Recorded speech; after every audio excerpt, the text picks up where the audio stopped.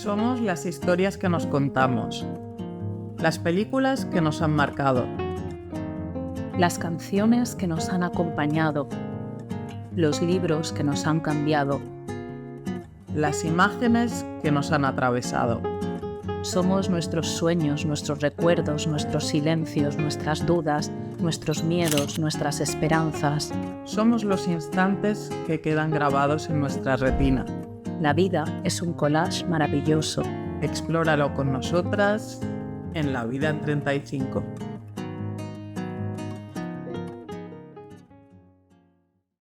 ¿Y si me arrepiento? ¿Y si estoy tomando el camino equivocado? Me preguntan a menudo en consulta. Mi respuesta suele ser la misma, que no sabemos si existe un universo paralelo en el que hay una versión de nosotros que tomó otra decisión. Lo que sí sabemos es que no tenemos acceso a ese universo o universos. No podemos ver por un agujerito si a esa versión nuestra le va mejor, peor, si es más feliz, menos feliz. De hecho, si es más feliz, lo es por esa decisión que tomó o por otras que vinieron después.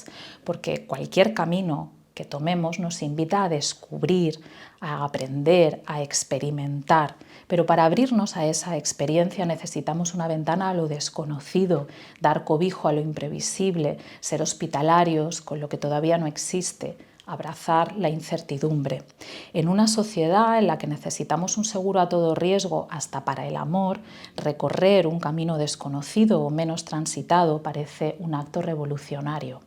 Arriesgarnos a colorear fuera de las líneas, arriesgarnos a ser percibidos como raros, diferentes, arriesgarnos a la duda, huyendo de verdades que caben en una taza o en una camiseta, arriesgarnos a la fragilidad, no temerla, no esconderla, arriesgarnos a pedir perdón, admitir el fallo o el desconocimiento, arriesgarnos al depende, al tal vez, arriesgarnos a deshacernos de aquellas partes de nosotros que creíamos imprescindibles, arriesgarnos a perdernos, a no tomar la ruta más corta, más eficiente, con menos tráfico, arriesgarnos al rechazo, arriesgarnos a perder sin premios de consolación, arriesgarnos a estar aquí al 100% sin un plan B, arriesgarnos a dejar escapar lo que no vuelve, arriesgarnos a las rodillas raspadas, al roto en el pantalón, al barro en los zapatos, arriesgarnos a amar con el corazón abierto, arriesgarnos a vivir. Somos las decisiones que tomamos y las que no, somos las vidas que escogemos vivir y las que no. Hay un poema de Robert Frost que se llama El camino no elegido, en este programa nos encanta, y queremos compartir hoy contigo su traducción de Andrés Catalán.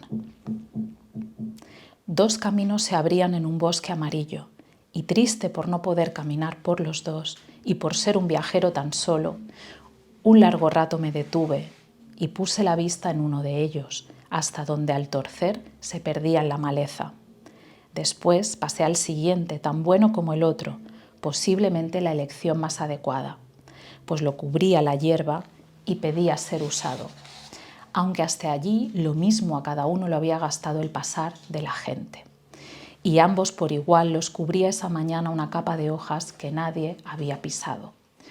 Ay, el primero dejé mejor para otro día, aunque tal y como un paso aventura el siguiente, dudé si alguna vez volvería a aquel lugar.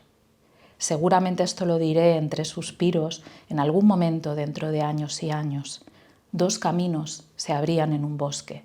Elegí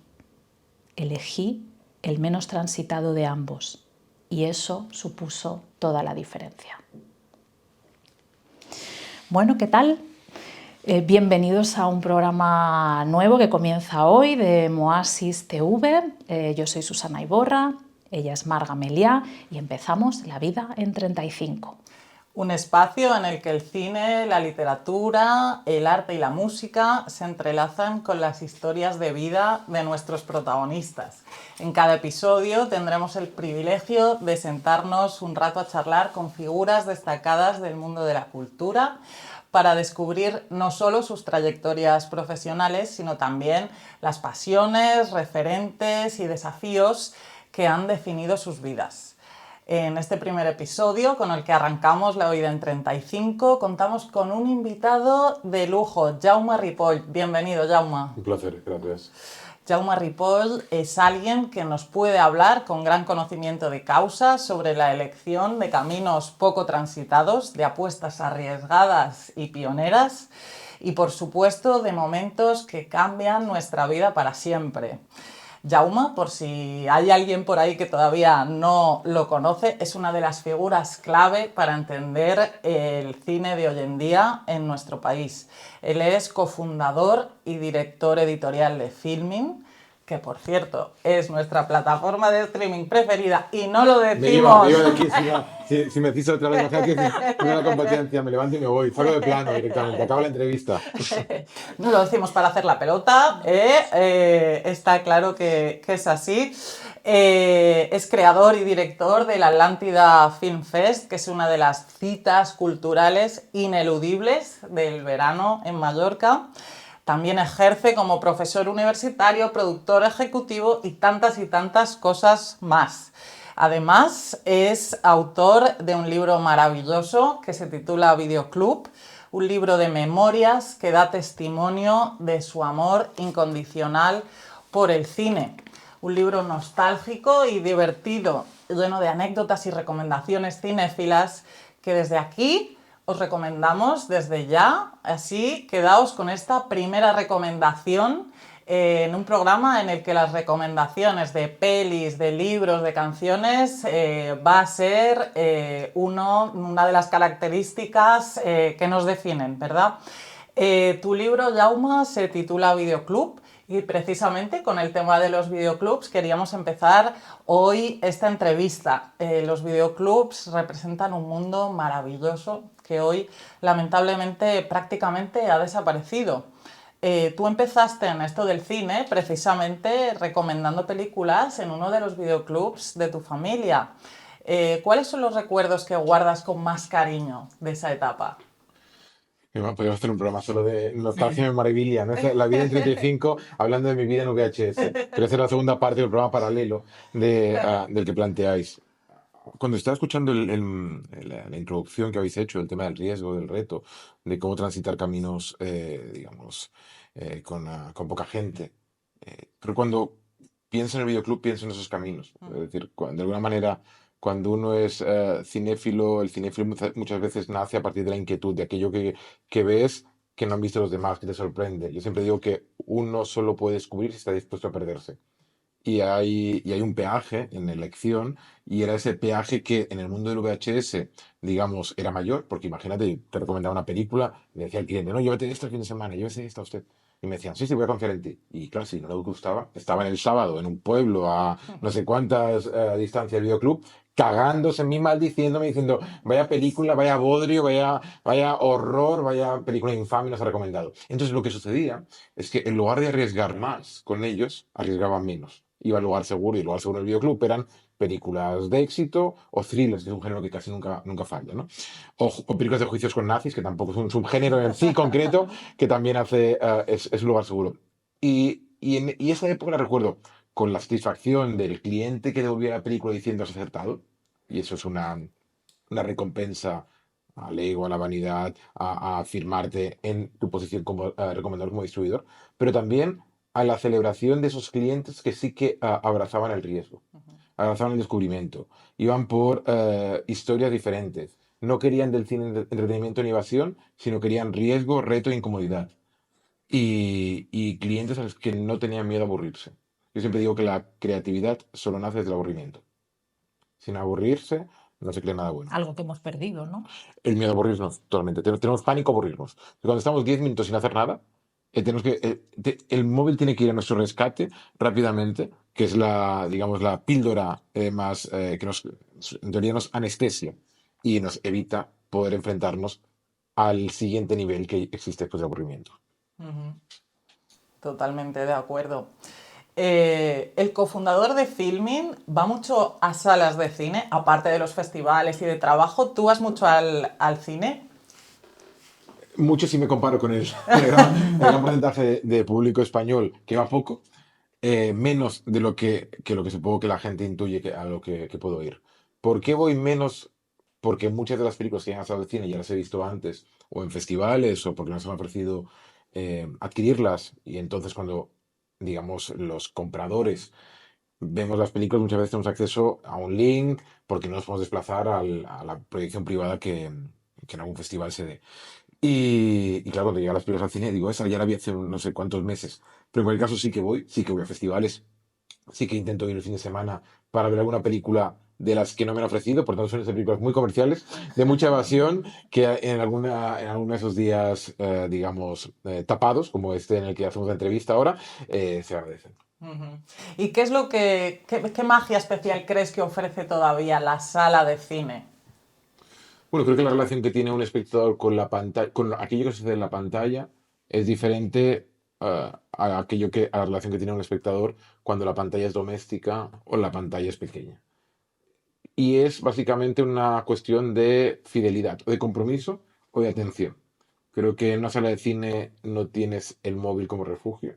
En una sala de cine puedes ir al baño, puedes levantarte, puedes irte, pero en general, digamos, el compromiso que es establecido es el que tú entras y acabas la película. Porque te ha costado dinero, porque te has tenido que desplazar, porque te vas acompañado.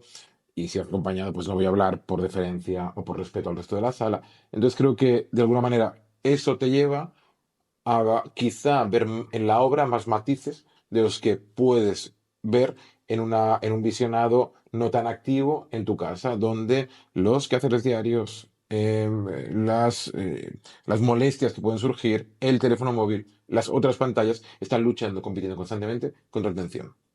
Eso no quiere decir que la única experiencia válida sea la de una sala de cine, yo discrepo absolutamente en eso, pero sí que creo que sí, es indiscutible que la sala de cine es el espacio donde mejor se ve una película. También digo, una buena sala de cine, Mm. porque nada más frustrante para un espectador es una sala de cine donde el proyector está mal, la pantalla está sucia, la silla tiene el muelle que se rompió en 1943, o sea, huele a como palomita podrida, entonces todo eso no es nada agradable tampoco. Y como experiencia colectiva también, ¿no? Cuando escuchas las risas de otra gente en la sala o oyes ese... Pero yo creo que esto creo que está sobredimensionado. O Sí, sea, no, es que la gran catarsis colectiva cuando veo películas, lo he visto en algunos festivales, sí. y en alguna comedia, en algún momento donde de repente la gente ovaciona, pero el 90% de veces sube al cine, la experiencia más que colectiva es deprimente porque soy yo y 5 personas más en una sala de cine, por tanto nos damos cuenta que estamos en una especie como de soledades compartidas, en una situación como tragicómica de un jueves a las 7 de la tarde,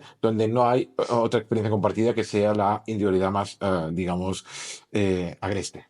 Con suerte te encuentras otras 5, porque cuántas veces no me ha pasado a mí de ir al cine y ser la única espectadora, que es como... Sí, por tanto, en el sentido, celebremos esos momentos de euforia colectiva, pero hay muchos otros donde realmente lo que estamos es dándonos cuenta de cómo el mundo ha cambiado, cómo los espectadores han cambiado y cómo la industria se ha tenido que adaptar, pero como todo el resto de industrias se han adaptado. A mí hay algo que sí que me molesta un poco esta situación, esa idea de aquellos que reparten carnets de buen y mal cinéfilo, Mm. pensando en que el buen cinéfilo es el que va a la sala de cine y el mal cinéfilo es el que ve las películas en casa. Esto es falso.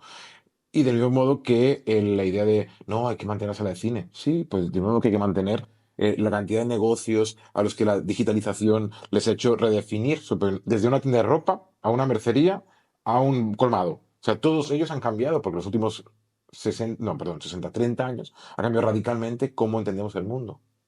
Y quedan entonces como objetos de nostalgia. No, quedan con objetos de renovada validez y con un sentido de presente. Es decir, la sala de cine es un espacio que no remite al pasado porque hay mucha gente que no tiene pasado construida en la sala de cine. Por tanto, cuando llega ya como espectador nuevo. Qué Y las salas bueno. de cine tienen vigencia y tienen vigor. Ahora bien, las salas de cine que no se han renovado, como los locales que no han renovado, esos viven de la nostalgia de sus clientes, de su nombre, de su programación.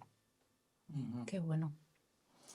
Susana y yo siempre intentamos transmitir el amor por el cine a nuestros hijos. Tú siempre reivindicas que el cine debería tener un papel importante, más importante en la educación. Dijiste, deberíamos fomentar en los niños y en los jóvenes una mirada curiosa y atenta frente a la sobreabundancia de imágenes que puede aturdir. ¿Tú qué haces para no perder esa mirada de curiosidad ante el mundo? Pues que yo no soy un espectador normal en tanto que es mi profesión. Y mi profesión no es la de crear obras. Mi profesión es la de distribuir las obras que veo. y por tanto pelearme con otros para que esas obras puedan ser nuestras, es decir, digamos, las podamos tener en film, distribuirlas en salas de cine, en plataforma, y hay una cosa sin duda mercantilista, sin duda comercial, y hay algo que de alguna manera, cierto desapego sobre la parte creativa. Sí, claro que la disfruto, si no disfrutase lo que veo, pues no me dedicaría con el nivel de entusiasmo y porque realmente hay algo extraordinario en ese momento en un festival, sobre todo cuando pasa en un festival, que ves la película por primera vez y te impacta. Y te llega y no sabes cómo. Y puedes recordar muchísimos momentos donde ha sucedido eso. Pero en el momento en que estoy sintiendo esa especie como de epifanía o catarsis, ese momento de conexión absoluta con la película, estoy pensando, ¿cuánto cuesta? ¿Puedo comprarla? ¿Podríamos pagarla? Voy a mandar un mensaje en ese momento al vendedor para decirle que me está encantando y que por favor me la venda. Y es terrible, pero es inevitable. Al final es mi profesión, es mi oficio. Y supongo que cualquier una persona que trabaja en la restauración, es un cocinero, va al mercado y ve el pescado fresco y dice, Esta pieza la quiero para mí porque es la que quiero. No estoy pensando en cómo se ha hecho y cuán sabrosa será. Y más allá de lo profesional, en tu vida personal, ¿hay algo que te fomente esa mirada curiosa ante la vida, ante el Sí, mundo? sin duda. No, por ejemplo, yo tengo en el cine clásico, el cine clásico para mí es un refugio, porque es un cine en el que lo veo como con ojos de espectador y no con los ojos de comerciante, sin que haya nada peyorativo en el término comerciante, porque son películas que ya están hechas, que están distribuidas y en las que puedo verlas por primera vez o recuperarlas. Y no, yo siempre digo que las películas no envejecen, somos nosotros los que envejecemos, es nuestra mirada la que cambia, no la película y me permite establecer o analizarlas en diferentes tempos, ¿no? Y tempos vitales. Por ejemplo, yo creo que los momentos de paz que tengo de más felicidad en museos y en conciertos de música clásica, que son momentos donde el silencio, donde hay cierto apego al silencio, o sea, donde el público sabe que no debe hablar. Y en el que, por ejemplo, en la música clásica nos enfrentamos a un arte abstracto, por tanto no narrativo, aunque haya música programática, y, y que te lleva a espacios vitales a los que no te puede llevar otro tipo para mí, ningún otro tipo de arte. Y en cuanto a los museos, pues igual, creo que ese viaje, ese momento de elección, ¿no? En la música clásica tú ya sabes lo que vas a ver, es un programa, en el museo eres tú en el que te decides por qué te paras delante de esta obra, por qué dedicas media hora, 20 minutos, 15 minutos. Y creo que las experiencias museísticas más se quedan en la piel son aquellas en las que tú, como espectador, has decidido fijar la mirada en alguna obra en concreto. Si pasas como si fueras un personaje de videojuego por todo el museo y sales de él, eso será una experiencia para tu Instagram o para tu TikTok, pero difícilmente será una experiencia para tu alma. 15 segundos, ¿no? Son la media de atención a un cuadro en un Bueno, museo. es cuadro, artista. Artista famoso, cuadro, cuadro, cuadro, siguiente. Entiendo que Sí. es uno de los peajes que hay cuando llegas a un espacio, a una pinacoteca, donde tienes 250 obras y tienes 8 siglos de pintura. Lo cual es indecente. Claro, lo que uno debería recomendar es, claro, si uno tiene la fortuna de tener un museo, por ejemplo, como la National Gallery, que es gratuita para los ciudadanos, o el Prado, que un día a la semana es gratuito, pues ir un día a la semana, si te gusta el arte, pues ir a ver un cuadro concreto o un pintor concreto. Y ojalá, creo que de alguna manera hay algo como transformador en la pintura y que nos permite entender muy bien la historia. Antes apuntaba Marga de por qué creo o por qué creemos que es importante el cine, la formación. Porque el cine nos permite entender mucho mejor la historia en un corto periodo de tiempo. Es decir, yo te puedo decir que es verdad que uno puede leer la obra completa de Shakespeare y entender desde el siglo XVII hasta el siglo XX, o puede entender, no sé, Proust y hacerlo con el final del XIX, principio del XX, pero necesita no sé cuántas horas para hacerlo. Tomás Mann. Pongo ejemplos muy grandes. En cambio, en 2 horas uno ve Network y entiende mucho mejor la Norteamérica de Trump que viendo 18 documentales sobre Trump. Y Network es una película de hace 50 años, pero que anticipa todos y cada uno de los elementos que definen Estados Unidos hoy en día. Y creo que eso, cuando un chaval o una persona de la edad que sea quiere introducirse o tiene que validar por qué ve cine clásico, yo siempre pongo ese ejemplo. Mírala, entenderás lo que está pasando hoy y dirás, wow, ¿por qué el cine clásico no es antiguo? El cine clásico tiene vigencia y tiene vigor, porque su mensaje quizá hoy resuena incluso más que cuando se hizo. Qué bueno. Sí, totalmente. Ahora me gustaría preguntarte, ahora que hemos hablado de la infancia, tú cuando eras niño, ¿cómo te imaginabas que serías a la edad que tienes ahora? Me imaginaba que sería mucho más mayor de lo que soy. Creo que Eso de nos alguna pasa a manera, todos, de alguna ¿no? manera celebro que gracias a las cremas y supongo que no sé si la alimentación no hace muy bien o la genética de mis padres, en cualquier caso, he llegado a los 47 con mejor aspecto de lo que imaginaba que tenía la gente de 47 cuando yo tenía 9 o 8. Pero sí recordaría y os compartiré una anécdota porque, claro, al final el cine, mis padres eran gente de cine, por tanto el cine siempre estaba en casa.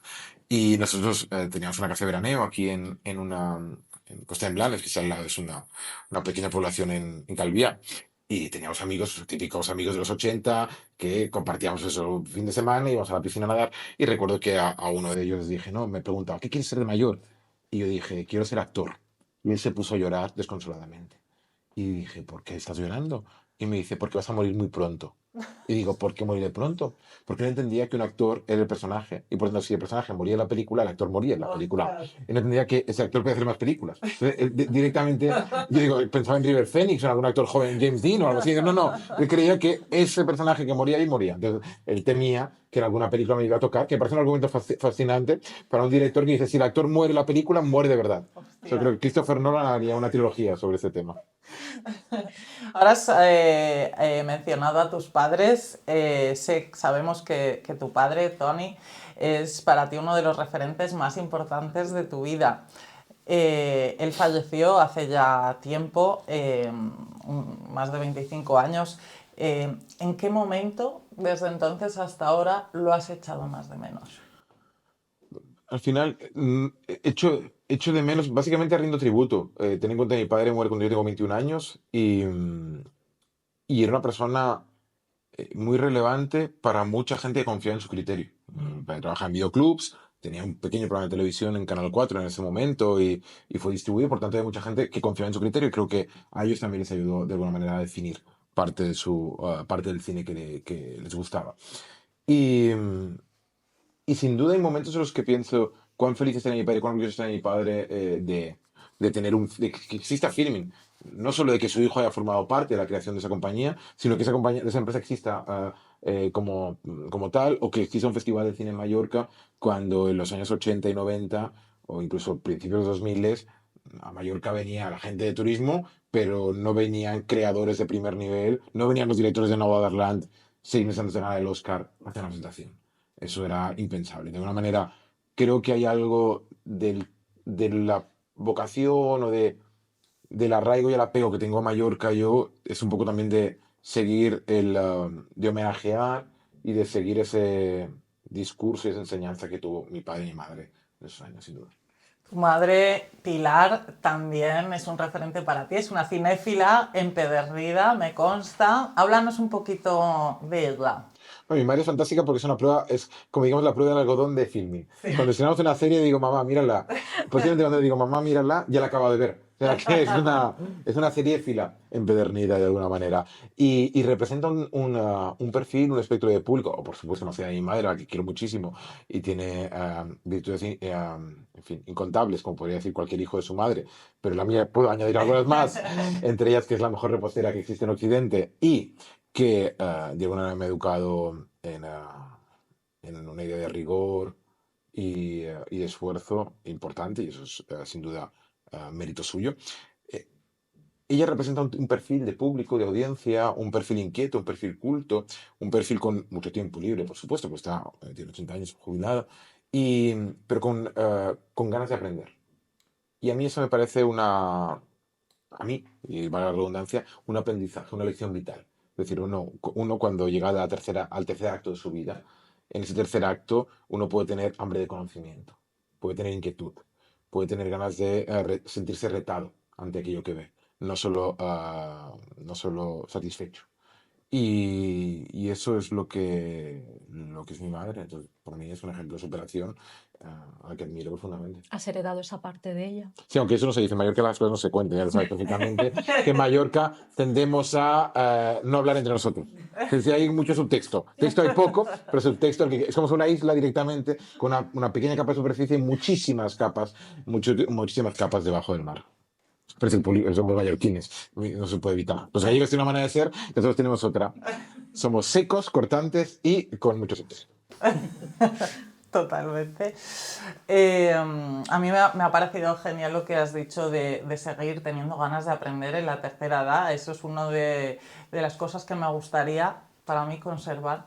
Y que también, como hablábamos antes de los niños, que de momento estoy contenta de haber podido, creo, transmitir a Teo, a mi hijo, esta curiosidad que también en ese caso me transmitió, por ejemplo, mi padre, esas siempre curiosidad por el mundo, que creo que eso es lo que te mantiene vivo también. Bueno, y la conciencia de intentar no ser anestesiado por la abundancia de los impactos que tenemos hoy en día.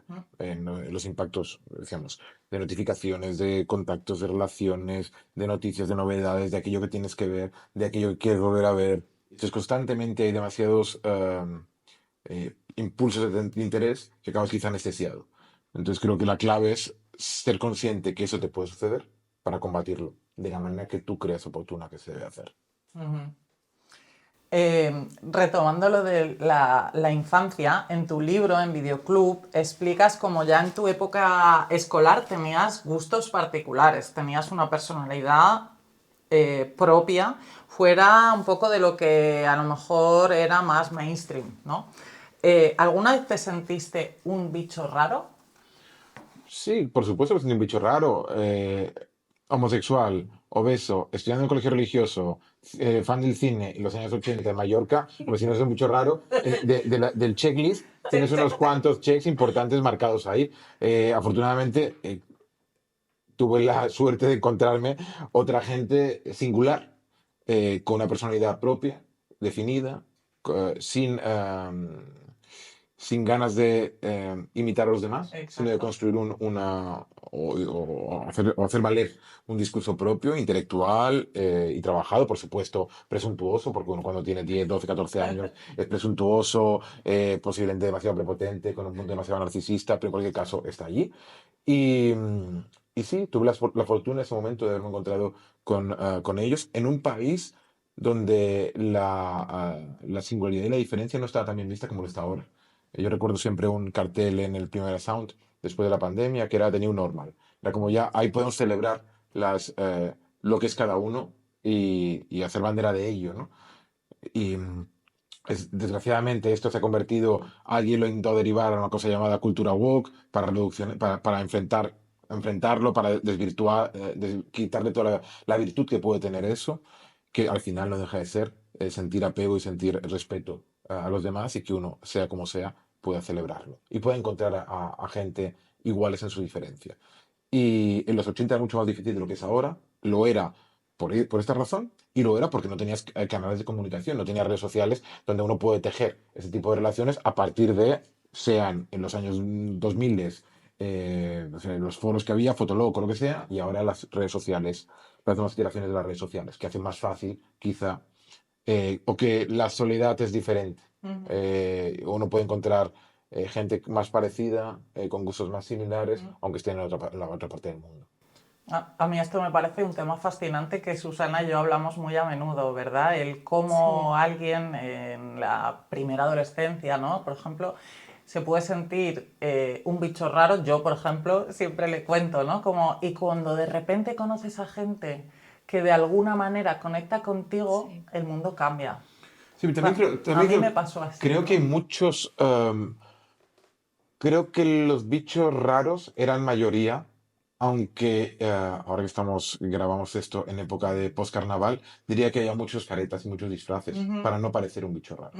Porque bicho raro, si yo era un cinéfilo, pero también uno que esté obsesionado por estudiar química y esté leyendo libros de química, o esté obsesionado por las hierbas y esté buscando lo que sea. Cualquier elemento de estos que le haga obsesivo en una profesión, a temprana edad, puede resultar un bicho raro para otros. Pero ¿cuál es la normalidad?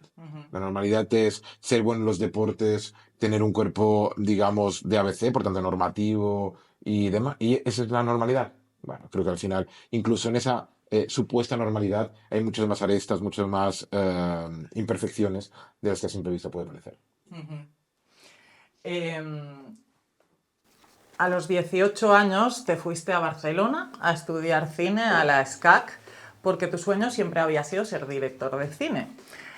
Cuando estabas a punto de acabar tus estudios, tu padre, como hemos dicho antes, murió inesperadamente y tú te encontraste ante una encrucijada como la que hablábamos al principio del programa, ante uno de esos momentos en que sabías que tenías que tomar una decisión que iba a marcar tu futuro.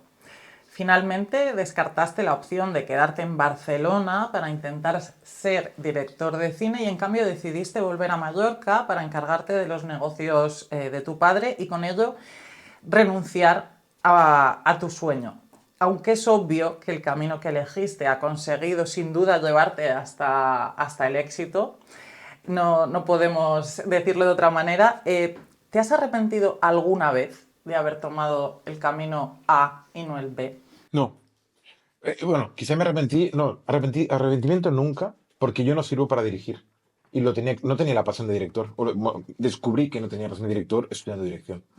Y sabía que el cine podía ser lo mío, es decir, trabajar en el cine como industria, pero no trabajar en el cine desde la parte creativa. O no, que no tenía el talento, la habilidad suficiente para vivir profesionalmente de ello. Sí, quizá podía haber trabajado pues, haciendo no sé qué, en la cadena de la industria cinematográfica española, pero no en la parte de creativa, de dirección o de primer nivel.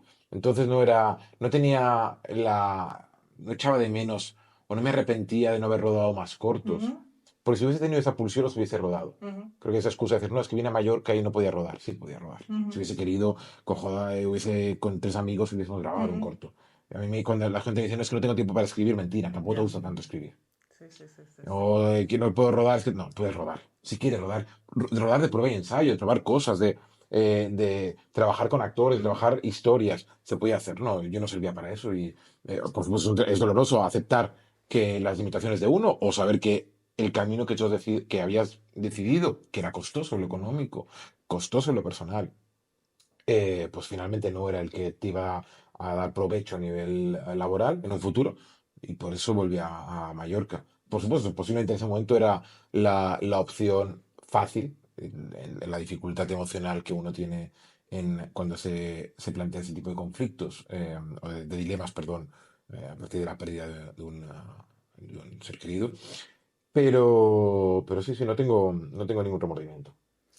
A mí me parece muy, muy valiente y muy sabio saber ver eso tan pronto, porque conozco a tantas personas, yo que también estoy en el mundo del cine, conozco a tantas personas que por no darse cuenta por no querer darse cuenta a tiempo de que no sirven o que son mejores en otros ámbitos o que podrían dar lo mejor de sí mismos en otros ámbitos, siguen intentando, ¿no? Es difícil lo que tú hiciste. A mí me parece... Pero es que al final no hay que tener miedo en decir, no, yo no sirvo para hacer ballet, no sirvo para jugar profesionalmente el básquet y posiblemente no sirvo para, no sé, miles de trabajos. Y que hay esa idea de el miedo a decirle a alguien en la parte creativa que no sirve para dirigir. Pues no, usted no sirve, no tiene capacidad de ritmo, no tiene sentido de mirada, no tiene capacidad de dirigir actores, de cohesionar un equipo, lo que está contando ya se ha contado 1000 veces y de forma mejor. Sí que todos sabemos contar una historia. De hecho, las redes sociales están llenas de gente que cuenta historias en poco tiempo de forma brillante. Y ninguna se hace llamar, o ninguna, o muy pocos se hacen llamar directores. Yo siempre digo a un creador que va viniendo, digo, si usted o tú pones el esfuerzo en vender esta película, como estás haciendo en vender tu propia vida, si buscas espectadores como buscas los likes o los fuegos, te auguro éxito en tu corto. Pero piensa en tu corto como piensas en tu vida. Ujú. No subas un plano que no sería una story tuyo. No subas un copy si no es algo que pusiste en tus redes. Sobre todo porque hay mucha gente que ya bastante mejor las redes que su carrera. Y, mm, y creo que eso es un problema. Y hay también ese miedo, ¿no? De criticar algo que no funciona. Yo siempre digo que el elogio no requiere explicación, la crítica sí. Es decir, si yo te digo a ti, Marga, que tu película me parece maravillosa, tú me dirás, gracias, Jaume, y nos vamos. Si te digo, tu película me parece una mierda, me dirás, Jaume, ¿qué te ha pasado? Es como cuando alguien se cruza por la calle con alguna persona y dice, ¿qué tal está usted? Ah, muy bien. Ah, no, hace mucho que no nos vemos. Muy bien, adiós. Y si dice, no, estoy mal, mierda, me tengo que quedar con esa persona y pedirle 3 cosas más. Y Total. ahora mismo me va a faltar porque he quedado. Y esto se nota. Entonces, creo que es importante que la gente que trabajamos en este medio seamos capaces eh, de poder decir a otra persona que eso no funciona, Si son cosas que no funcionan, digamos, por algunos matices, está bien apuntar esos matices porque puedes ayudar. Pero si vemos que, que digamos, la tragedia es mucho mayor y que de ahí al arreglo se necesitan 3 reencarnaciones, entonces hay que ver de qué manera se puede enfocar para decirle a ese creador que a lo mejor que tiene que trabajar en otros aspectos de la industria. Yo, por ejemplo, sirvo Claro. para dirigir y he servido para distribuir. A lo mejor esa persona servirá para la fotografía, para el montaje, para el sonido, para cualquier otro campo, script, ayudante, auxiliar. Afortunadamente hay el cine o el audiovisual tiene muchos cargos, hay muchos rodajes y si se quiere dedicar uno al cine no tiene por qué ser en el aspecto top creativo.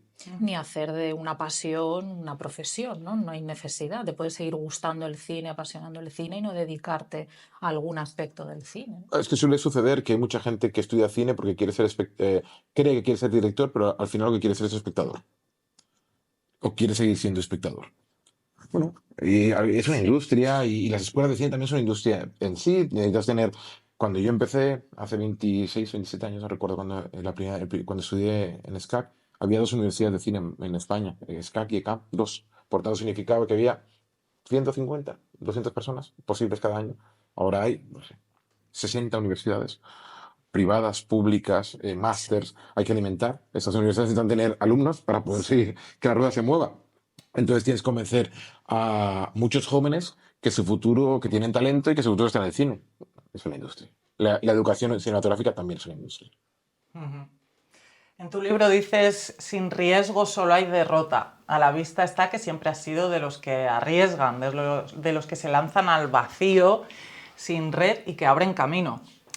Esto suena muy bonito, pero imagino que tiene también un coste importante. ¿Qué tal llevas la ansiedad? ¿Existe en tu vida? Pero mal, como lo llevará una persona, hablábamos antes de un local aquí que ha abierto una cafetería y está pagando un alquiler y el depósito y lo llevará fatal. Y en un negocio menos glamuroso que el mío o el nuestro, que es poder ir a un festival a comprar películas, en la sociedad privilegiada en la que puedo vivir. Claro, mi ansiedad es si esa película por la que pagamos tanto dinero la recuperaremos, pero es una ansiedad que es mucho menor que la que puede tener pues eso, ¿no? Un empresario que acaba de montar su negocio, o cualquier otro, un abogado que va a un juicio, un profesor que tiene unos alumnos que no le responden o pasan de él constantemente. Entonces creo que al final es parte digamos, de lo que uno tiene que lidiar cuando está en el mundo adulto. Ujú. Y esa ansiedad te vendrá porque arriesgas mucho o también porque arriesgas poco. Esa ansiedad vendrá porque a lo mejor no arriesgas tú, arriesga tu pareja. Esa ansiedad vendrá porque el riesgo, las certezas que tenías asociadas a ese riesgo se han desvanecido de la noche a la mañana. Bueno, al final es hacerse mayor y saber que las preguntas ya no tienen respuestas claras y que por mucho que vivamos en un mundo digital, el mundo no es binario. Ujú, ujú. Claro, tú fuiste, decíamos esto del riesgo, bueno, es evidente que, claro, tú cuando fuiste uno de los cofundadores de Filmin, que empezó muy temprano, cuando aquí ni la gente ni había oído hablar ni de Netflix, ¿verdad? Entonces, claro, era una apuesta. eh, claro, tú ahora te comparas, ¿no?, con muchas otras cosas, pero pionero lo eres un rato. Lo somos, sí, Arriesgado y pionero lo eres un rato, ¿eh? pero digamos, mira, esa virtud es compartida con José Antonio de Luna y Juan Carlos Tos, que son los cofundadores de Filmin conmigo. En el caso de Juan Carlos, incluso yo le añadiría que Juan Carlos, por ejemplo, es una persona que tiene unos 60 años, por tanto, así como mi padre es mi padre profesional, y es una persona que al mérito de haber creado Filmin, hay que añadir el mérito de haber creado Cameo, que era la primera compañía independiente en DVD. Cuando nadie hacía cine independiente en DVD, las compañías iban trabajando con sellos diferentes, con multinacionales, y de repente hubo alguien que fue capaz de aglutinarlos, que vio que ahí había un sentido para este país. Y por supuesto, en ese momento donde el DVD no estaba en declive, sino en ascenso, se decidió que había que invertir esos beneficios en que era una compañía que iba a ser deficitaria durante una década, que era Filmin. Y creo que ahí, cuando hablamos de riesgo, creo que ahí ese sin duda es un riesgo incuestionable. Es verdad que cuando empieza Filmin en España, Netflix está enviando DVDs por correo. No existía DVD, Netflix no era una plataforma de streaming en ese momento. Por tanto, ahí sí que somos pioneros. Y es verdad que el ser pionero queda muy bien si has sobrevivido a tu propia creación o si tu creación te ha sobrevivido, pero a mí me gustan las lecciones de todos aquellos que han hecho empresas que no tienen la historia con final feliz o ha sido una historia con final abrupto.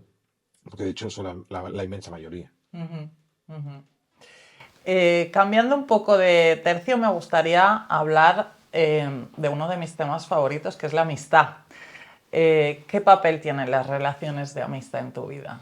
Bueno, apuntabas antes, ¿no? La fortuna que tuve yo, o que tiene mucha gente que en un colegio a temprana edad encuentra cómplices de camino, o amigos, básicamente, con los que compartir esa idea, en la pasión por el cine. Yo recuerdo con Andreu, Guillem y amigos de la infancia de San Francisco, del Colegio San Francisco, aquí en Palma, que nos hacíamos como exámenes de cine. ¿Cómo no? Nos hacíamos exámenes de cine. Básicamente, durante cualquier clase de estas random de latino, de no sé, de biología, que nos importaban lo más mínimo, cogíamos, hacíamos preguntas y nos pasamos debajo de, no sé cómo era, Las una cosa notitas. tan vintage eso. Nosotros no preguntábamos si te gustaba María o Mario, preguntábamos quién había dirigido Ciudadano Kane o quién era Jack Turner. Una cosa que ahora puede sonar un poquito extraña. Desde luego, eso era un poco nerd, geek, freak, o como quiera llamarse, como queramos definirlo ahora. Pero en cualquier caso, digamos que la amistad, mi amistad son amistades cinéfilas, es verdad que muchas de ellas se han tejido a partir del cine, que, y que creo que, bueno, es cierto que es muy difícil en una cena o una comida que no acabamos hablando de cine. Creo que es un tema, no es leitmotiv, es leitmotiv, espero que no sea el único single, la única melodía que haya, pero sin duda es una de las que define la amistad. Mm. Las buenas películas, antes lo has apuntado, plantean preguntas, mientras que las malas suelen pretender ofrecer respuestas. Esto afirmas en tu libro. ¿Qué películas, qué libros, qué series de tu adolescencia o primera juventud te plantearon preguntas que te acabaron llevando a ser quien eres? Al final, ten en cuenta, uno ve tanto y sí que hay momentos, ¿no? Creo que en el libro hablo de el momento en el que vi Los Juncos Salvajes, la película de André Tequiné, en el cine ABC de Palma, cuando vi La mirada de Ulises, en el cine verde. De hecho, me acuerdo de los momentos del cine, ¿no? De la experiencia cinematográfica, o por ejemplo, cuando vi Pesadilla en el Street, que es una película bastante más compleja de lo que la gente quiere recordar en VHS cuando tenía 8 años, 9 años. Recuerdo ese momento fue bastante especial. O sin duda, pues eso, cuando te acercas y ves Te querré siempre, el viaje en Italia, antes que hablábamos del tema de la amistad y del amor, o el desamor, en este caso, el fin del amor. Eh, la primera vez la vi en un verano en Calviá. Sí, son obras que me marcan a mí, a otros les habrá marcado Chicas Malas, porque también en su momento te habrá definido. Todo en un día también es una película que yo recuerdo muchísimo, porque de alguna manera representaba el ideal de amistad y ese ideal no es Matthew Broderick, que es de la Jennifer Grey, y son tres amigos que están un día en Chicago y deciden no ir a clase. Y a partir de ahí se van a acabar en el Museo de Chicago, de Arte de Chicago, y hacen mil cosas, mil travesuras, mil fechorías. Y me parecía como muy radical, y que yo, que soy creo la persona menos radical del mundo y menos anti ir a clase, era exactamente mi modelo de algo aspiracional. Eso era para la gente aspiracional, puede ser Harry Potter. Para mí aspiracional era los tres amigos en todo en un día que acaban rompiendo un Ferrari, creo que Un era un Ferrari Ferrari, rojo, el sí, Ferrari del roja padre. de Pico John Hughes. Y Pico formidable. Bueno, en cualquier caso, todo en un día, por Sí. ejemplo, es una película que marcó. Tampoco no acabé siga siendo buen chico. Y no acabo. He roto algún coche, pero por ser un conductor pésimo, no por nada más. Y de aquella época, esa adolescencia, principios de la juventud, ¿no? ¿Encontraste algún referente cinematográfico tal, más diverso en cuanto a orientación sexual? Es que era muy difícil encontrar algo Bueno, claro, es que Los que Juncos fuera... Salvajes creo que es el 91, 92, debe ser, ahora estoy tirando de memoria, por tanto ya tiene unos 14, 15 años. Y sí que uno piensa en Cuenta conmigo, por ejemplo, que es una película que en principio es una película que no habla de sexualidad, pero sí habla de la amistad de una forma bastante singular, ¿no? Y la relación entre los amigos es, recordemos, un relato de Stephen King, que en el que cuatro amigos van al bosque y encuentran un cadáver. Y sí hay algo de como de personas muy diferentes, bien cargadas de traumas, incluso siendo jóvenes, se relacionan, ¿no? Con una cosa mayor. Y sí, sin duda eso es una película que me impactó bastante. Digamos, yo soy más de Cuenta conmigo que de los Goonies. Si hablamos Yo también. en un ejemplo de desarrollo, sí, es curioso. Hablemos un poco de amor. Amor. ¿Cómo ha cambiado tu idea del amor a lo largo de los años? Tu concepto del amor. Como cambia un poco la gente cuando va creciendo, ¿no? Y creo que hay algo bueno, de las diferentes etapas del mundo adulto, de las diferentes relaciones que uno tiene, que empiezan, que se acaban, las dudas, incertezas, pero creo que es algo, hay tanta literatura y sobre todo tan buena poesía hablando del amor, cuando digo hablar del amor, que lean Anne Carson, que lean cualquier compilatorio de poemas de Anne Carson y ya está. Y ahí está, no todo, pero casi todo. Si en eso, en T.S. Eliot, se acabó. Y sí, no sé, al final yo sí soy, me siento muy afortunado. Creo que mi vida está acompañada de gente a la que quiero en tiempo presente muchísimo, aunque las relaciones sean diferentes, y eso es algo que se lo agradezco a ellos, especialmente. ¿Y te has deshecho de algún mito del amor romántico por el camino? ¿Hay algo o empezaste ya de una manera muy sana? A mí, yo no era mucho de cine romántico, por tanto, como he sido poco, o sea, no he sido buen espectador de películas románticas, no he idealizado mucho el amor. Em, sí, esa idea de, a mí me obsesionaba, bueno, me obsesiona aún, ese concepto de breve encuentro, o de que en el cine, digamos, contemporáneo sería Weekend, de Andrew Haig. Sí que había algo como de encuentro, de repente de chispa creada a partir de un encuentro fortuito en un fin de semana, ¿no? O en el caso de breve encuentro, en una estación de tren. O en Cartagena es conocida con tu vecino pianista, que era en este caso Louis Jordan. Sí, eso me obsesionaba. Y creo que de alguna manera he intentado reproducir esa especie de esquema de ficción en la vida real con pésimos resultados. Sin duda, en ese momento hay cosas que tienen que permanecer en el territorio de la ficción y no intentar aspirar a ser guionista o hacer de tu vida un guionista de cine. Y eso sí que a veces me doy cuenta y digo, menudo cretino soy, creyéndome guionista cuando al final es un pobre hombre y tienes que comportarte con todas las dudas y en fin, y todo lo cuestionable que las personas tenemos. Sí, es que en el cine negro, el clásico, mira que es lejos de parecer cine romántico, pero se mitifica mucho el destino, lo que dices, ¿no? El encuentro. Y esto a veces es como difícil de quitárselo uno de la cabeza hasta que, bueno, te topas con la realidad. Sí, pero es verdad que el cine negro ahora sí ya está tan anclado en otro tiempo. El cine negro sí que es de otro mundo que ya no es, ¿no? O, quizá los personajes del cine, o sea, hay personajes hoy en día que quieren emular esos personajes, pero que, bueno, podrían parecernos caricatura, pero están en el poder. Así que no, no lo son. Son amenaza más que caricatura. Absolutamente. Bueno, hablabas de breves encuentros. Has mencionado 3 obras que, por cierto, me encantan. Pero tú, sin embargo, tienes una pareja estable desde hace ya varios años. ¿Cuál es para ti eh, la mejor manera de mantener viva una relación de pareja a lo largo del tiempo? Pero yo no soy, o sea, me parecía muy presuntuoso por mi parte intentar dar lecciones a alguien de cómo se debe gestionar una pareja. Al final las parejas son, no es que cada uno sea un mundo, cada una es tu mundo. Por tanto, eres tú quien debes saber desde el respeto, de cómo el descubrimiento, la complicidad, la pasión, el deseo, de alguna manera el establecer cuál es el terreno común que tienes y cómo nutres ese terreno común. Cómo no perdón, cómo lo nutres a través de lo conversacional, a través de la tradición, a través de las anécdotas, a través de los nuevos, si fueran nuevos abonos, nuevos cultivos, nuevos aditivos, nuevos nutrientes, para que eso siga siendo fértil. Eh, pero eso es determinado de cada uno de ellos. Al final, yo tengo la fortuna que, digamos que mi pareja tenemos mundos muy parecidos, inquietudes similares y eso hace que cosas sean más fáciles, porque hablamos el mismo idioma. El mismo idioma a todos los niveles. Sí, El lenguaje y el de aquí. claro. Mm.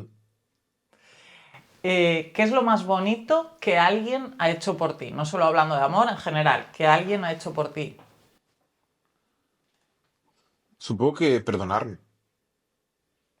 Cuando uno comete, digamos, directamente, cuando uno se comporta como un cretino y la persona a la que te has comportado como un cretino es capaz de perdonarte, decir, no, que al final, bueno, sí es un error, pero nos queremos por encima de eso. Y creo que ese sin duda bueno, es la mayor muestra de generosidad, ese perdón. ¿Hay alguien, hablando de perdón, hay alguien a quien crees que debes una disculpa? ¿O alguien a que crees que te debe una disculpa? No, lo primero sin duda, porque creo que cualquier persona que lleva los 47 años tiene unas páginas amarillas y blancas de gente que por el camino, pues hay un momento al final de Y tu mamá también, ¿no? Que está en la Gracia Bernal. Haré spoiler, por tanto, aviso ya. Quien no ha visto la película puede parar un momento la entrevista, en el que al final de la película Gael García Bernal y Diego Luna están en el bar, hablan, son dos amigos que han hecho un viaje por México. Está María Verdú, ya no está en ese momento, y están ellos dos, que son dos amigos, se han encontrado y se han encontrado en ese viaje. Y suena la voz en off, que es, y dicen, pagaron la cuenta y nunca más se volvieron a ver. Y hay ese momento de pagar la cuenta y nunca volvimos a ver, que te ha pasado con mucha gente por el camino, por amigos, y por pagaron la cuenta y no sabes muy bien por qué, por silencios, por qué has cambiado, por qué han cambiado ellos, por qué no ha cambiado nadie, porque quizá no teníamos nada más que hacer, quizá podíamos haber hecho más pero no lo hemos hecho. Bueno, y en ese sentido, pues a medida que pasan los años, sin duda vas acumulando cuentas que has pagado y con las que no te has vuelto a encontrar, que quizá él, ella o ellos esperan disculpas, o más que disculpas, esperan algún mensaje. Pero a veces ese mensaje se queda en eso, en un mensaje, y si ese mensaje no tiene continuidad, no sé cuánto vale. Y si ese mensaje es un mensaje de texto mandado por un WhatsApp a deshoras, tampoco sé cuánto vale. En cualquier caso, quizá eso que para ti tiene un precio muy bajo, para la persona que lo recibe es algo que le puede alegrar el día. Um, ¿Cuál es tu primer recuerdo pensando o enfrentándote al hecho de la muerte, de la mortalidad, de la finitud? Bueno, no recordé, supongo que yo tenía problemas. Yo era de familia religiosa, bueno, no muy religiosa, pero yo sí que fui religioso en algún momento, los, no sé, 12, 13, 14 años por ahí. Y estudié en un colegio religioso y rezaba, iba a misa. Iba a misa, no, rezaba. Me gusta el espacio de la iglesia, el espacio del silencio de la iglesia. Pero sí recuerdo un día que salía de ver Los peores años de nuestra vida. Creo que era esa película. Que no tiene nada, no tiene nada que ver con la mortalidad. En que me di cuenta, o me di cuenta, o entendí que Dios no existía. Y entonces me enfrenté a esa idea de lo infinito, la muerte, el fin. Me acuerdo perfectamente ese día que me fui a dormir, hice un clic y dije, vale, esto no está así. Es como un poco de iluminación, o epifanía, como queramos llamarlo. Bueno, es lo que en ese momento vi. ¿Qué edad debías tener, crees? De 14, 15. ¿Y la muerte es algo en lo que piensas a menudo o Intento no no? hacerlo. Sí, me horroriza absolutamente. Soy alguien que con un apego brutal a la vida, por supuesto sé que se dará. eh, y sé porque al final cuando lo cumpleaños acumula despedidas. Y es inevitable pensar cuando ves, pues eso, ¿no? Se acumulan, hablábamos antes de empezar la entrevista, ¿no? De a veces de la cantidad de fantasmas que nos rodean, de espíritus, y incluso cuando ahora, viendo aquí, viniendo a charlar con vosotras, que estaba por una calle en Palma, y había un local que dije, mira, ese local era, por ejemplo, de Juan Antonio Racmoyá, la Galería de Arte, y al final deja de ser una especie de espectro, ¿no? De sombra, de recuerdo del pasado, y eso es inevitable, que cuando piensas en eso, piensas en eso, especialmente en que todo aquello que tan feliz te hizo con esa persona no se podrá volver a reproducir. Y, bueno, y ahí tienes que saber gestionar el recuerdo y no volverte adicto a él. Yo siempre digo que la nostalgia es la droga que más dinero mueve, la droga legal que más dinero mueve en el mundo, y es una droga que hay que saber gestionar. A ti, hablando de, bueno, de nostalgia, de recuerdo, em, ¿qué es lo que te gustaría que recordaran de ti el día que no estés? Sí, realmente sí, el día que no esté, que haga una gran fiesta, que se lo pasen muy bien y que vean muchos Negronis. Los que haya que estén, básicamente esto. En cualquier caso, creo que lo importante, más allá de lo que esté, es lo que se ha hecho, y creo que haber formado parte de Filming, que es un proyecto que ha hecho o está haciendo a mucha gente feliz, que ha descubierto a mucha gente obras de cine que de otra manera no hubiese visto. Para mí eso es un hito, y estoy muy feliz de formar parte de esta familia. Igual que Atlántida, yo creo que al final quienes hayan vivido los últimos 10 años en Mallorca podrán darse cuenta que por aquí ha pasado gente que era impensable que pasase, que por aquí han podido charlar pues, con Lee Fullman, con Vanessa Redgrave, con Barbara Broccoli, con, no sé, con Ken Loach, con Boris Faure y con Marina Abramovich, con Isabel Huppert. Uno piensa en la lista de nombres que han pasado por Mallorca. Anier, ¿no? Anier, Justo antes de lo... antes de Lover, Anier no, Gaspar Noé, o sea, hablamos de Neil Jordan, Sergei Loznitsa, los directores de Nova Land, y uno piensa eso y dices, bueno, al final creo que los espectadores no se tienen que acordar de mí, yo no quiero que se acuerden de mí, quiero que se acuerden del festival. Igual que no quiero que hablen de Jean-Marie Ripoll, no, quiero que hablen de film. Y creo que lo importante no es que mi persona, lo importante es que ese trabajo que hemos hecho entre muchísima gente, tanto Filming como Atlántida, permanezca, primero, viva muchos años, y cuando en algún momento deje de estar, la gente lo recuerde y lo celebre. Y cuando brinden con el Negroni en lo Ah, personal. eso cuando esté muerto, vale. Uno que se emborrache mucho. Mira, un Negroni está bien. Perdón, un Negroni es poco. Dos está bien, tres es demasiado. En mi funeral espero que haya cinco, cinco personas como mínimo. O de mezcal también. También acepto Negroni de mezcal. Y digan, por este tío tan... Que digan lo que quieran. Mientras que digan algo, no, yo creo que al final es, por supuesto que cada uno te va a acordar, se recordará o se acuerda de uno, celebra una persona con los adjetivos que los considere más pertinentes. Yo creo que al final también es verdad que las cosas hay que celebrarse en vida. Que a mí, por supuesto, está muy bien que se emborrachen con mi cuerpo presente o las cenizas o lo que quede de mí en ese momento, pero si hay que hacerlo, hagámoslo en vida, porque no es importante decir, hay algo como, no, ya nos veremos, ya haremos. O sea, no posterguemos la celebración. Posterguemos la resaca, pero no la celebración. Pero no harías esto que ahora se ha puesto un poco de moda, que es hacer tu propio funeral para estar presente y ver cómo, cómo la gente te recuerda, ¿no? Para escuchar, ¿no? Yo creo que los cumpleaños y las bodas tienen algo de funeral también, ¿no? Es un momento de validación externa, de celebración de lo que es uno, ¿no? De lo que supone uno para los demás. Y por eso le damos tanta importancia. Por eso creo que al final sí hay eso de boda y como de reivindicación. Es el principio y el fin de algo. No estoy casado, por cierto. Le iba a preguntar y me he contenido. Yo tampoco.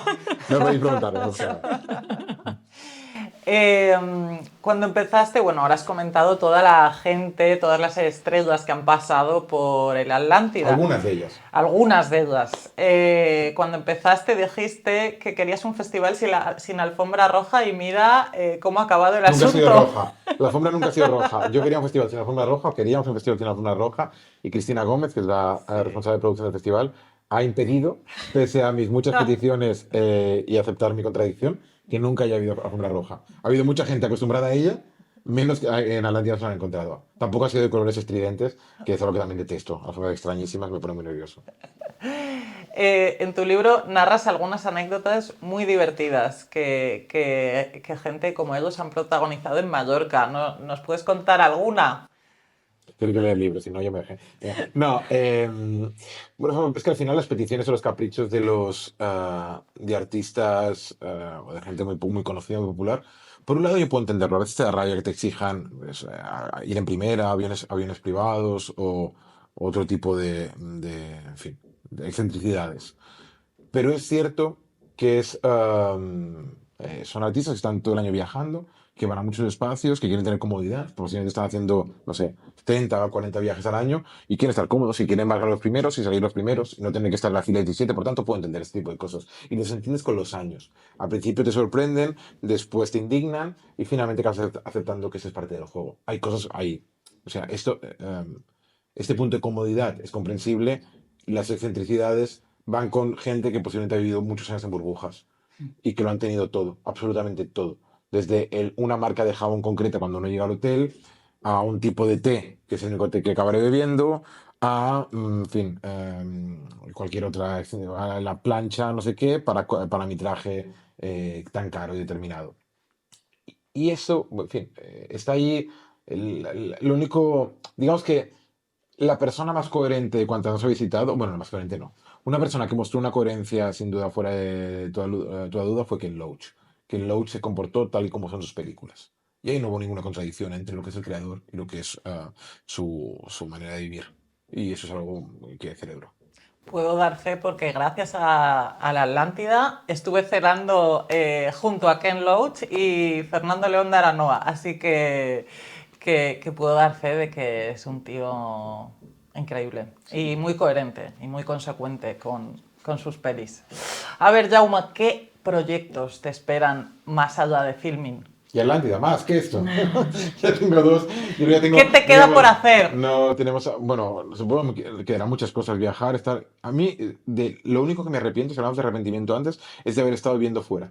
O sea, fuera, perdón. Yo hace muchos años estoy en Barcelona, pero fuera significa una ciudad en otro país. Eso sí que es algo que lamento no haber hecho cuando tenía 20 y pocos años, y después es verdad que la inercia vital y el trabajo en fin me ha llevado a vivir en Barcelona y después en Atlántida, por supuesto, a pasar meses, muchos meses al año aquí en Mallorca.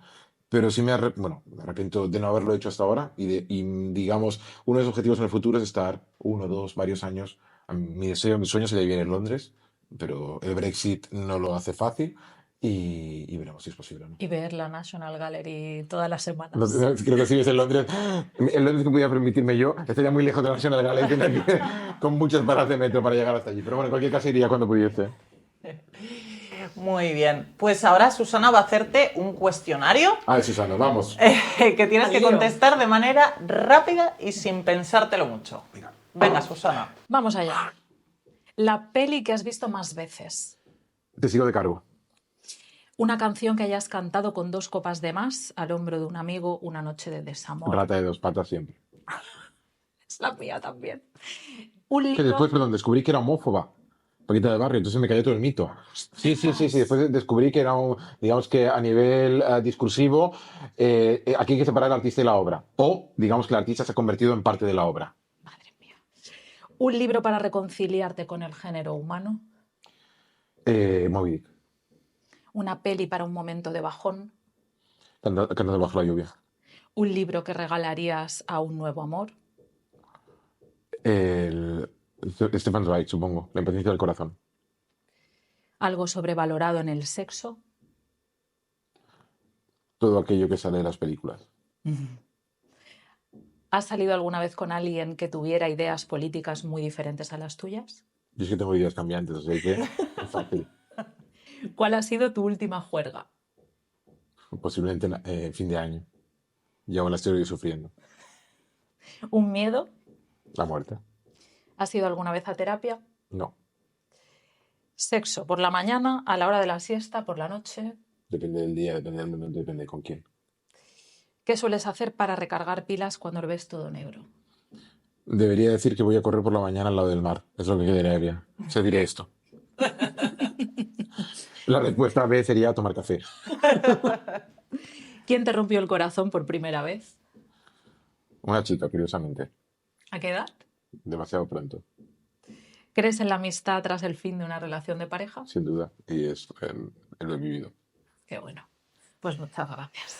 Muy bien. Ahora unas recomendaciones breves sobre libros, pelis y series que narran momentos que nos cambian la vida para siempre.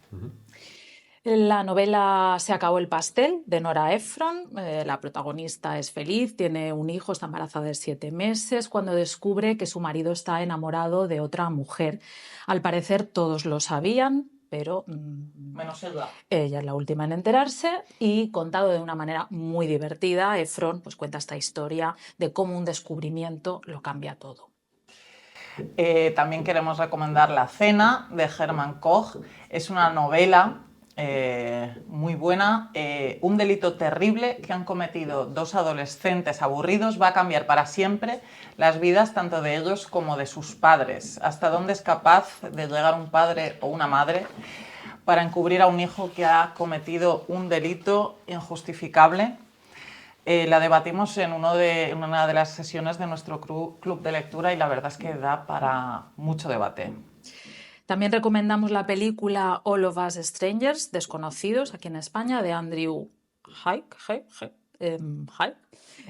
Una película que vimos juntas, de hecho, en el cine. El protagonista de esta historia se mantiene alejado de cualquier conexión emocional por miedo a correr el riesgo de salir herido. A pesar de ello, sufre y mucho, y en su dolor regresa a la pérdida más importante de su vida, que fue la muerte de sus padres, el momento que lo cambió todo. Momento, tengo que decir, cuando salimos del cine, que además la vimos con otra amiga, Merche, que las tres hemos perdido a uno de nuestros padres, salimos del cine a las tres llorando a moco tendido, y para mí sí que fue una experiencia un poco catártica y colectiva, porque las pocas personas que había también en el cine salían todas con los ojos rojos, con los Kleenex en la mano, y fue, bueno, dolor acompañado. Una película maravillosa. Sí. También queremos recomendar, por último, Querer, una miniserie de Alauda Ruiz de Azúa. Tras 32 años de matrimonio, una mujer decide acudir a una comisaría para denunciar a su marido por violación continuada. Al hacer la acusación, se ve obligada a huir de su domicilio y enfrentarse a todas las consecuencias que vendrán. Jaume, ¿nos recomiendas algo que podamos ver en Filmin? Mira, lo de Se acabó el pastel es curioso, ya no se puede ver en film, la tuvimos, hay una adaptación con Meryl Streep y Jack Nicholson, de hecho es la historia autobiográfica, si no voy mal, de Nora Ephron, Sí. donde ella habla de su separación, y era la periodista de Washington Post, creo, si no voy mal, que era el del Watergate, ¿no? Creo que era el del Watergate, imagínate, así como está el Washington Post, ya no habrá más Watergate, eso también lo sabemos, por tanto, es una historia con final infeliz. Y recomendaciones que podemos ver en film, mira, La cocina, es una película estupenda de Alonso Ruiz Palacios, que es el director de Andor, la serie de Disney. Y es una película parecida a The Bear, o sea, una historia con mucha tensión, con Rooney Mara en un restaurante en Nueva York, súper bien rodada, una película maravillosa, una historia romántica, pero también una crítica a la explotación laboral y de alguna manera una denuncia de cómo están las tensiones que hay en un restaurante en Nueva York, una película fascinante, me encanta. Y en cuanto a, en series, recomendaría sin duda Messi Spade, que es una serie con Clive Owen, que es la nueva serie del creador de Gambito de Dama, Scott Frank, y es una adaptación del personaje de Sam Spade, de Dashiell Hammett, en el que Clive Owens pues, está en la costa francesa con Denis Ménochet, que es el protagonista de Asbestas, por tanto un thriller bien hecho que recuerda un poco a Chinatown. Es serie, son 6 episodios, así que Messi Spade y La cocina son dos buenas recomendaciones. Clive Owen en la costa francesa le pega mucho, ¿no? Y con bañador y para nadar, ideal. Lujo de primavera. Jaume Ripoll, muchas gracias por haber estado hoy aquí con nosotras en La vida en 35. Ya fuiste mi padrino cuando presenté mi primera peli allá en el Atlántida, y ahora has sido otra vez nuestro padrino en este primer episodio de La vida en 35. Gracias infinitas, esta es tu casa. Podría decir, ¿no?, que La vida en 35 se recuerda en VHS y se ve en streaming en Filmin, ¿no? Tenemos el ciclo completo de este primer programa. Muchísimas gracias, ha sido un placer. Gracias.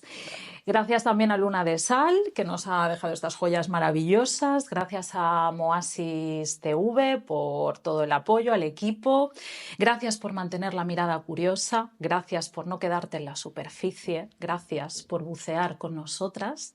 Gracias por escogernos. Hasta la próxima.